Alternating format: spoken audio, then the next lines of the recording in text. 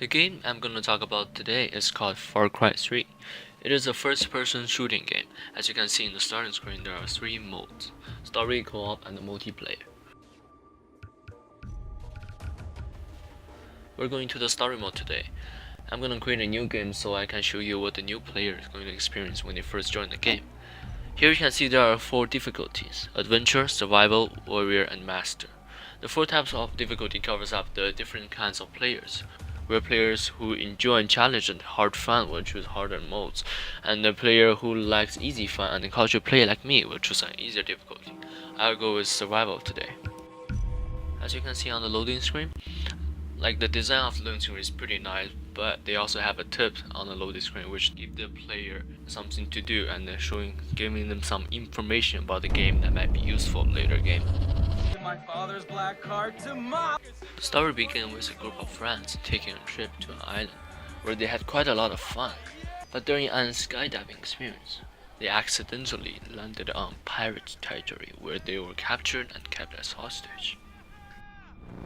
In this part of the game, you can see that Jason is captured by the pirates after the skydiving. Something worth noticing here is the fact that even though the players are not be able to control the movement of the protagonist Jason, but he can use the movement of the mouse to control the line of sight of the Jason, where he can use to represent the fact that Jason's head is moving around, looking around while inside the cage. The tutorial teaches you how to crouch down through the narrative of escaping the pirate, and crouching down can avoid being detected by the enemies, and also there's a detection meter where it shows how much you've been detected by the enemy, where when it reaches full, they don't see you. And also the game teaches you how to interact with objects by pressing E. And right here you can see. And also player can throw rocks at certain places by pressing T to get the attention of the enemies to other places. And for self, now as you can see, players can now walk behind the enemies and try to escape in other ways while the enemies is distracted by the rock. Further on in the tutorial, you'll see the protagonist start to climb underneath the grass, try to hide from the enemies, where the enemy will not see them if there's something on top of them. This is really good open world experience, as the stuff in the surrounding, the environment actually act as that they're there instead of just a design picture that's decoration. Let's go.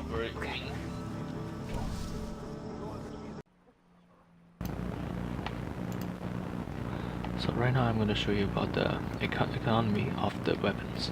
So first I'm going to go into my safe house, and inside here you're going to see there's a gun for sales.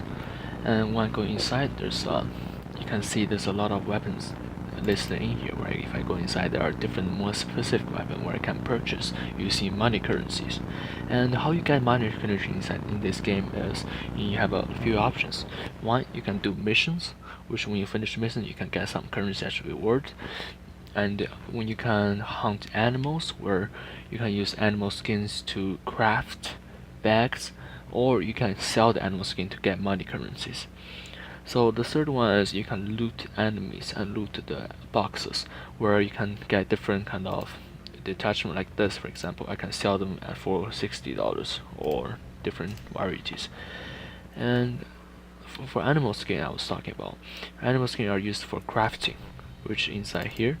And as you can see, all this weapon holster, wallet, loot rucksacks are all crafted using animal skins, which will give you more inventory and more syringes.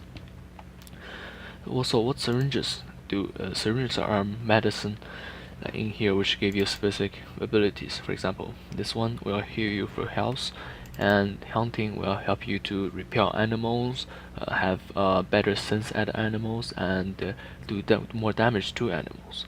Also, we have combat, which do more damage to people, as well as a fireproof to prevent yourself from getting fired, and exploration, which help you to dive underneath water for more times. So talk about weapons. There are a lot of weapons inside the system, as different kind of player can choose their play style to with different weapons. Some people might like to have some consumable, like for example medicine, armor, specials, flare guns, repair tool to repair cars, which you can travel around the city for. Also, you have a recurve bow. The thing about bow in this game is that it is the only weapon where you can retreat your ammo after you kill the. So if you shoot an arrow and you go walk up to the arrow and you retreat it, your ammo will get refreshed. But for other guns, for example SMGs, shotguns, you have to get the ammos in the loot box, or you can have to purchase the ammo. So as I see, different kind of weapons attract different players. Right now there are lots of weapons, and my favorite weapon in here is a shotgun. So let's test it out. So this is the mission to kill the leader with a knife. So something you can do that is like, in order to kill someone with a knife, it is always easier to use takedown, which is something you can learn inside the game. It's a skill where, as you can see here, you have to get to an enemy undetected, and if you press F, it kills them like instantly, and you get rewarded 3 times XP. It's quite hard, but it's really rewarding as well and really satisfying. So as you can see, my target is 280 meters away from me from the bottom left, so I'm gonna drive a car. Wait.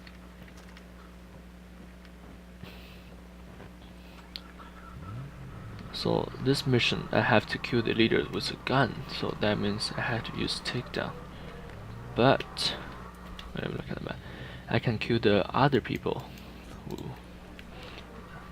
like the soldiers using a gun, not exactly a knife. So the only person I have to take down with a knife is the leader. So that's make the mission a little bit easier. So also the driving mechanic in this game is really quite appealing, as well as it attracted player who like the race kind of feelings. Like personally, I'm not a good driver, but a lot of players are, so that this might attract them a lot as well. So I'm close enough to the leaders. So now I'm inside the mission territory, where right now you can see me holding a shotgun trying to get closer to the range, and now I switched to a sniper gun trying to have a better vision and maybe kill a few people, but not the leader, because I have to kill the leader with a knife. So I just aimed the leader, I just killed someone, and the enemy noticed that someone was killed, and they're trying to come closer to trying to find me. And as you can see, this guy is pretty close to me, but not close enough for me to take him down. So that's a distance within the game. And right now in the small map, I can see a lot of people. Oh, you see the detection mirror got full, so that piece of notice where I was, so I have to run away. And I just heal myself with medicine syringes, where I pressed Q, it automatically healed me. If I was a little bit closer, I would have failed this mission and died. Right now I'm trying to find where the enemies are, and I see one. So yeah, and right now you see the detection meter again as to show how the enemy saw it detected me. So I killed a few members. I'm using a sniper gun right now, trying to see who's the actual leader and trying to get closer to the camp again to finish the mission. So as I enter closer and I zoom in closer, let's see, and you see that yellow star pop out on top of the leader. That's an indication that he's a leader. That's an in-game mechanic, where enemies cannot see. It's only for the players to as an identification of that player. I mean, that's a leader. Here on the top left, it reminded me again I have to kill the leader using a knife. So I know there are 2 people in there because I just saw it, so I'm gonna try to kill the first person first. I just take down. As I got really close to him, I just took him down, but now the leader realizes that I am here. And because I aimed at the leader as I hunted him down, that the leader is visible through the walls. I know where he is, but I cannot shoot him through, so I gotta try to get closer to him. And this is how. And I'm still crouching down, so the leader does not know I'm here, and I'm gonna closer and take down. And mission accomplished. So something else inside the game is that I can loot the people I killed. For example, he doesn't have anything. For example, here I can loot the body in order to get money or things that I can sell as money, and also I can pick up any gun that my enemy died. As well as you can see on the mini-map, there's a lot of small leaves. Those are the leaves for crafting syringes. For example, if I go to a green one right there, right here, I can gather this, and inside crafting, I can craft myself a few medicine syringes. And here's our arrows for the arrow. That's about it. Thank you.